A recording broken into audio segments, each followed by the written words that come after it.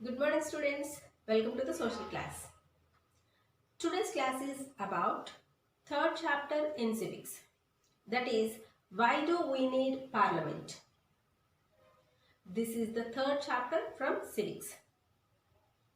Yes. In this chapter we have four subtopics. Those are why should people decide, the people and their representatives, what is the role of parliament, who are the people in parliament. These four are the subtopics in our lesson, why do we need parliament? So we need to start with the first point. That is, why should people decide? Yes, before discussing about this, we need to know what is parliament. All the elected representatives will be in the parliament and they debate about the decisions related to the country. So, Parliament is very important place where the representatives will take the decisions regarding the country's welfare. So, now this word decision is very important for us. Why? Because at the time of Britishers, they did not give any chance to the Indians to decide anything for the country. And in the 1885, when the National Congress was established, they gave little permission for the National Congress to ask about the budget issues. After that, in 1909, through the Indian Government Act, they permit few of the Indians who are scholared, educated and nationalists. They allowed them to question them. So, they limited the number of people in the decision making. However, the British did not allow all the Indians in participating in the decision making. That was one of the drawbacks from British administration. After independence, our nationalists have a great vision about the India and they would like to involve all the Indians in the decision making. But they had a doubt that can all the Indians include in the decision making or not? Why? Because now we are in the free India and every citizen has a right to express his views about all the decisions. So, of course we are in the free India, but the government can't do as or according to its wish.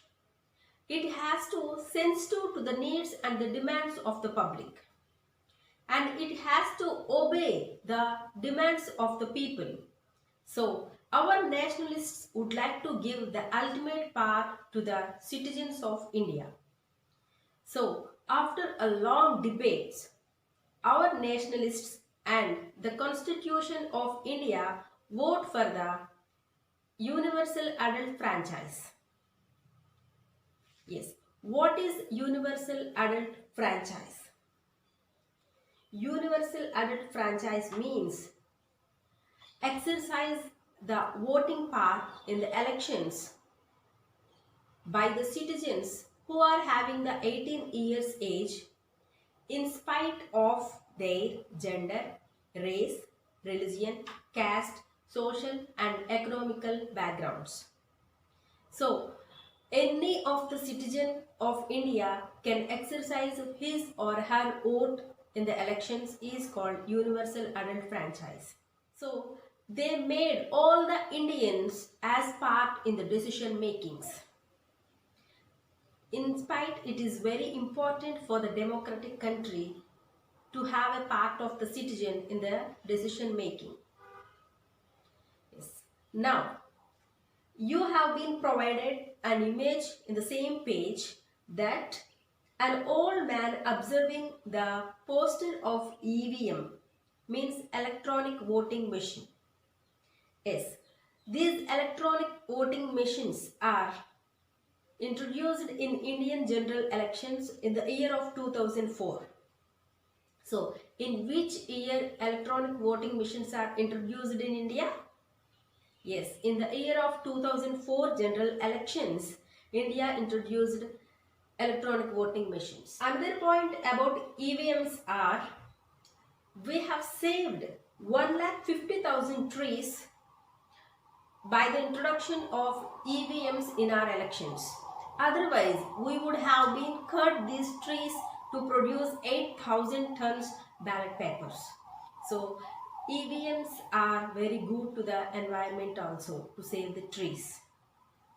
Right. Now, we need to discuss about the second subtopic of our lesson. That is people and their representatives.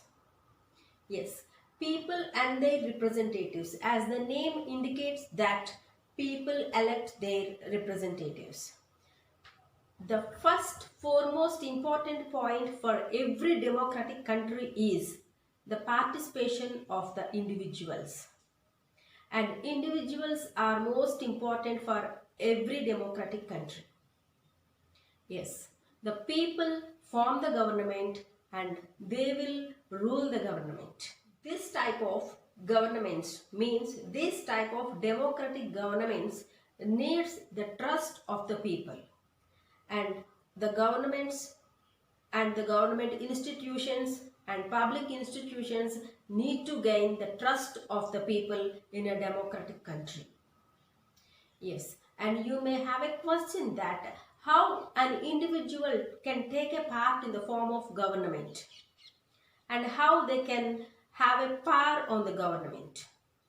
Yes, you are well aware of one of the options that individuals participate in the democratic government. That is, yes, voting in the elections. Yes, through the voting in the elections, every individual who crosses the age of 18 years can elect their beloved representatives. And through the election of these representatives, they can send their representatives to the parliament, where all the important decisions related to the country has made.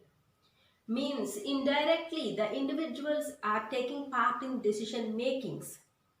So the elected representatives are the voice of the public. On behalf of their people, they has to talk in the parliament.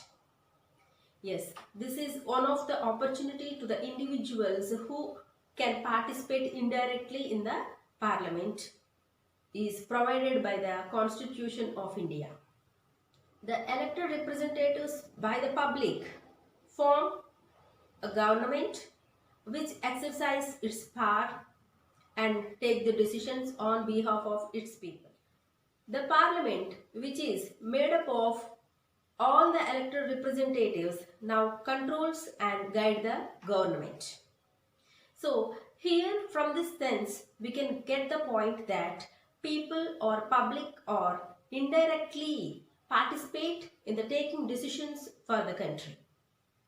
So by understanding these two, we can understand the importance of the public demands and importance of the individuals in making decisions for the country. Then we will come up with the next topics in the next class. Here you have some textbook exercises. Look at them and complete them in your textbook. See the question number 3.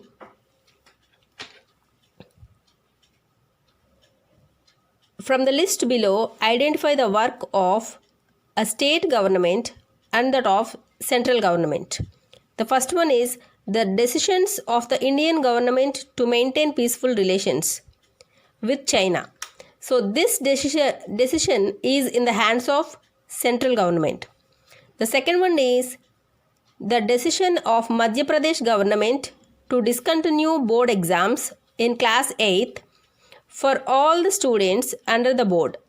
So this decision is in the hands of state government. Introduction of a new train connection between Ajmer and Mysore. So this decision is in the hands of central government. Next one, introduction of a new 1,000 rupees note. So this belongs to central government. So by reading this, we can understand the distinction of the powers between state government and the central government. And at the same time, we can understand the superiority of the central government by reading these points. So see the question number 4. Fill in the blanks with the following words. Universal adult franchise, MLAs, representatives directly. So here you have given one paragraph and you have to complete this paragraph by using those hints. So here I have mentioned the answers also, and this is very familiar question to you. Why? Because this is all about the democratic government. So carefully read the paragraph and complete the same answers in your textbook. The next one is in the page of 34 you have provided is here you have given the number 1, 2 and 3. So the first image belongs to the Parliament of India Sansad. So we can call the Parliament of India as Sansad. This is the Hindi word, and Parliament of India is the supreme lawmaking institution. So we already know that in the Parliament all the elected representatives are gathered and take the decisions and making the laws which are necessary for the country. It has two houses, the Rajya Sabha and the Lok Sabha.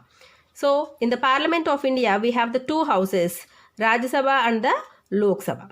So there are other names for the Rajya Sabha and the Lok Sabha. Those are upper house and the lower house. Rajya Sabha is called as the upper house and the Lok Sabha is called as the lower house. And observe the second point and the second image.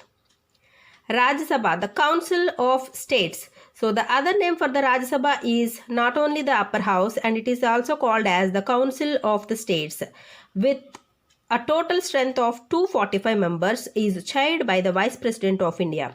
So Vice President of India act as the speaker or leader for the Rajya Sabha.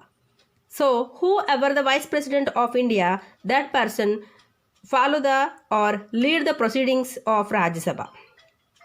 The next one is third point and the third image. So that is Lok Sabha. Lok Sabha is also called as House of the People and also called as Lower House, with the total membership of 545 members, is presided over by the Speaker. So it is presided by the Speaker. So president means person who is responsible for the proceedings of the House. So these are the segments in our Parliament.